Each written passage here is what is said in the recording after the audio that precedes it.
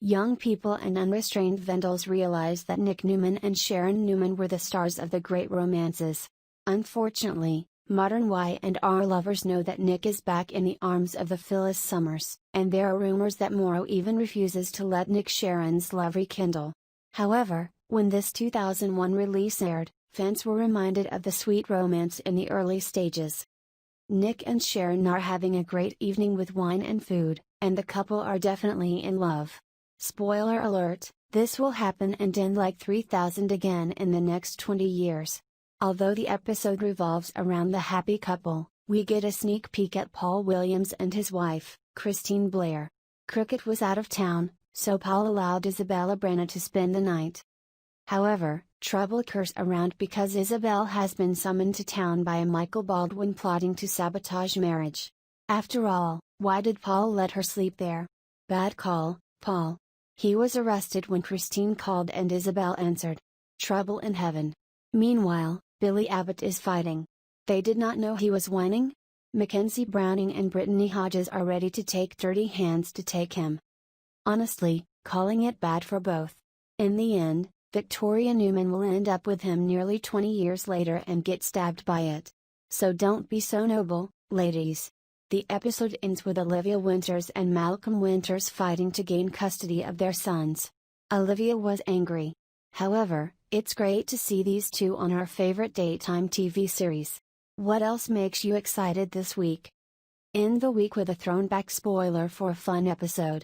A Valentine's Day episode is the perfect way to end the romantic week, and it has been with us since February 14, 2012. We have a few more heartwarming moments on the show, from the wedding of Lily Winters and Kane Ashby in Provence, France.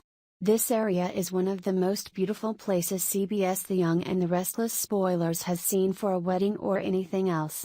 Of course, this is subjective and we all have personal preferences. Looks like it's time for the wedding bell to ring. Of course, it is meant to break stress and help Kane relax. Besides, adding suffering is a necessity. It is like the last chance to return an item we are buying. If someone scales and runs for it, it is usually best. Although other weddings may disagree. As such fears are in vain when Neil Winters arrives and explains that Devon is joking before Kane can panic and run around like a madman trying to figure out how to do it. Devon's trick worked, and the three laughed before Neil and Devon welcomed Kane into the family. As with other shows, using exotic locations adds to the fun and excitement of any event, and it's the perfect opportunity for the couple to try everything. Although marriages are not meant to last long in these programs, it is great to see them having many opportunities.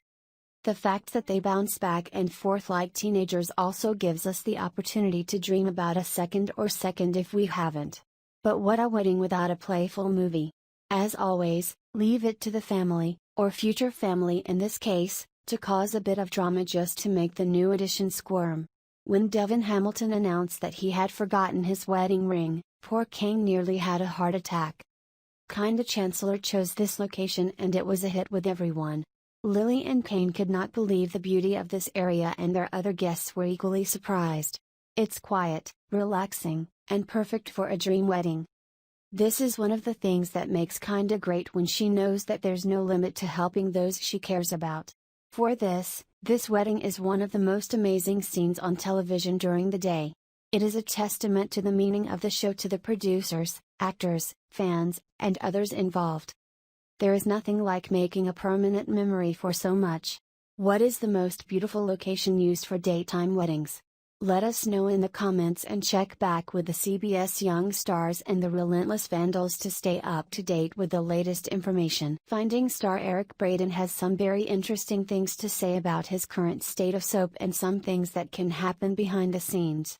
In fact, some Y&R fans say that Eric may imply that he doesn't want the writing team, and especially top writer Josh Griffith, to change one thing as far as all of them play in Geneva.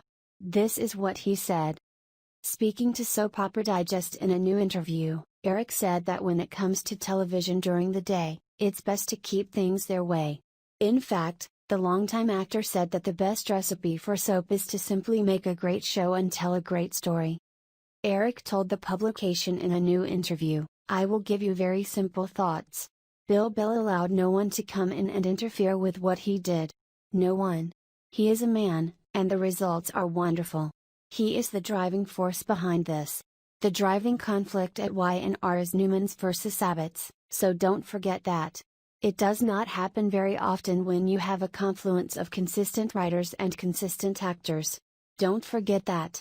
Do not ignore it. Do not try to reinvent the wheel.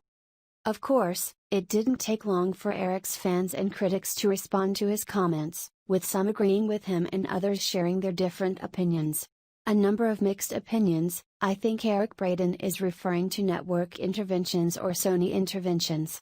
You have the beanstalk and the company's CEO influence the content too much. Along with that, he keeps opening his mouth and I don't buy. I feel like he likes the regime if it benefits him, and once he fails, he will speak up. Of course, he loves the current regime because he openly talks to executive producers and writers. Another fan wrote, however, I don't know in this case. Change Bell's programming history and simple formula while the classic episodes aired is a live shot on the bow of modern modes, including the present. There is a very good chance Victor Newman can stand on the sidelines in upcoming episodes when Y&R starts to return. That's because the new guidelines set by the state of California say that actors over 65 are encouraged to stay home because they are at higher risk for viral infections. And while actor Eric Braeden doesn't seem ready to go out anytime soon, he'll give some insight into what's to come. This is what he said. Speaking to Soap Opera Digest in a new interview, the longtime actor said that while he doesn't know all the details, he believes there will be some significant changes to the way the show will shoot and operate. Onions. Onions. Onions. Onions from now on. He also made no secret that he really missed the rest of his co-stars and the behind-the-scenes crew helped bring every scene to life. Eric told the publication, "Do I remember it? Yes, I remember working with the people I respected, remember seeing the crew. So yes, of course, there's something about habit time is a lot. Maurice is right about that.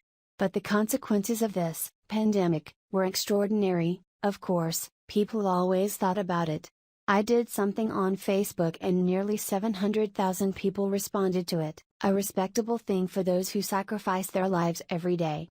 They are the heroes, doctors and nurses and gatekeepers in our hospital. It is extraordinary, what these people do, knowing that they can capture this bloody thing at any time." Although the state of California gave the film industry a green light to begin filming again, Young and the Restless along with 3 other broad daytime dramas said nothing about them. Plan to get the cast and crew back to work.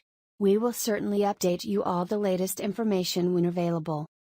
Star Bryden James has been open about his diet and how he tries to stay as healthy as possible during the coronavirus quarantine process.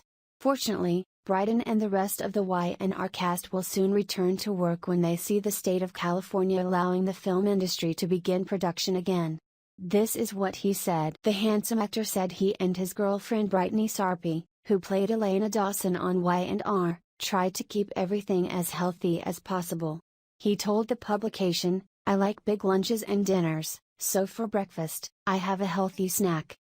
Vega 1 is a vegan protein, all derived from plants, so you get a salad with some healthy proteins. I'll mix it with flax milk, frozen berries, and maybe some peanut butter." It was extremely simple and kept me until lunch. Only really in the last few years, I have eliminated meat completely, except for fish and chicken, and last year there was no chicken.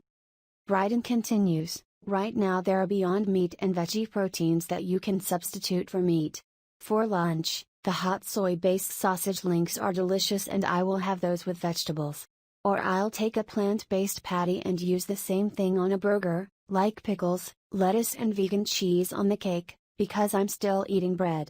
For dinner, we will catch with lots of vegetables. Brittany has a great fried fish recipe for soles or tilapia. For a snack, I'll make popcorn in this really cool silicone bowl. It does not use any oils and it is very easy."